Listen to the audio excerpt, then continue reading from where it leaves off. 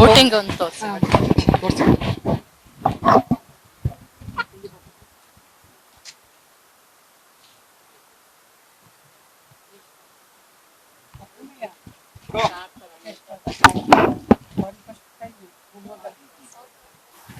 ಮತದಾನ ನಮ್ಮೆಲ್ಲರ ಹಕ್ಕು. ಆ ಮತದಾನ ಮಾಡೋದ್ರಲ್ಲಿ ಯಾರನ್ನು ತಪ್ಪಿಸ್ಕೊಳ್ಬೇಡಿ. ಇದು ನಮ್ಮ ಹಕ್ಕು. ಯೋಚನೆ ಮಾಡಿ ಮತದಾನ ಮಾಡಿ.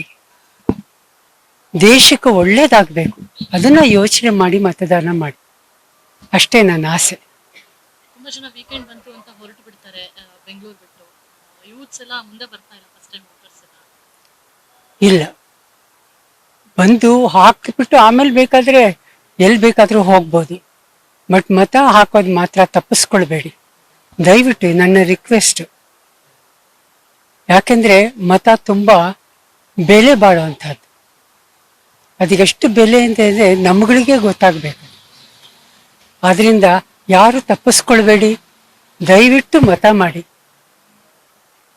Thank you. First time vote ಮಾಡಿದ್ದೀರಾ, ಹೇಗೆ ಅನಿಸ್ತಾ ಇದೆ?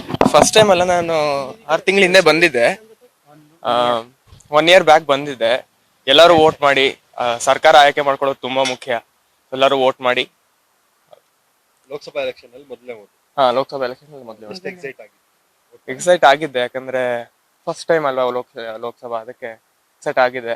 ಅಮ್ಮ ಜೊತೆ ಬಂದು ವೋಟ್ ಮಾಡಿ. ನಿಮ್ ತರ ಫಸ್ಟ್ ವೋಟರ್ಸ್ಗೆ ಅಥವಾ ಯೂತ್ ಏನ್ ಹೇಳಕ್ಕೆ? ಅದೇ ನೋಡ್ಕೊಳ್ಳಿ ಯಾರಿಗೆ ವೋಟ್ ಮಾಡ್ತೀರಾ, ಯಾಕಂದ್ರೆ ಸರ್ಕಾರ ಆಯ್ಕೆ ಮಾಡ್ಕೊಳ್ಳೋದು ತುಂಬಾನೇ ಮುಖ್ಯ. ಸೊ ಅದನ್ನ ಮಾಡ್ಕೊಳ್ಳಿ, ಎಲ್ಲ ಸರಿಯಾಗಿ. ನಿಮ್ಮ ಹೆಸರು ಪರಿಚಯ? ನನ್ನ ಹೆಸರು ಜ್ಯೇಷ್ಠವರ್ಧನ್ ಅಂತ. ಭಾರತೀಯಮ್ಮ ಅವ್ರ ಮೊಮ್ಮಗ, ಅನಿರುದ್ಧ ಅವ್ರ ಮಗ. ನ್ಯೂಸ್ ಫಸ್ಟ್, ನಿರ್ಭೀತಿಯಿಂದ ನಿಮ್ಮ ಪರವಾಗಿ.